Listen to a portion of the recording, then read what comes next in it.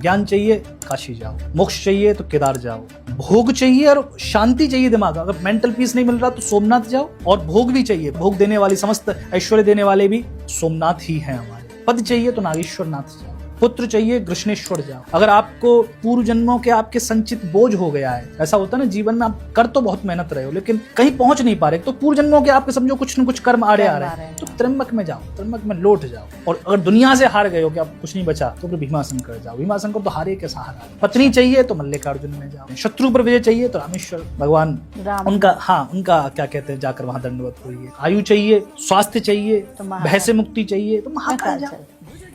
और अगर अंत में कुछ नहीं चाहिए फिर एक ज्योतिर्लिंग ओमकारेश्वर, वो सिर्फ और सिर्फ वहां सिर्फ महादेव को पाने के लिए, कि हम सिर्फ तुझे पाने के लिए आए, तो वो सब फिर वो देता है तुम्हें, उसकी अलग महिमा। पर हम लोग तो ज्योतिर्लिंग ऐसे ही कर लेते हैं बिना इस कॉन्सेप्ट के कि हमें क्या चाहिए, बस ये है कि भाई ज्योतिर्लिंग पूरे करने। नहीं, ऐसे नहीं। आप ज्योतिर्लिंग पूरे करने के लिए आपको एक पूरी विधा है।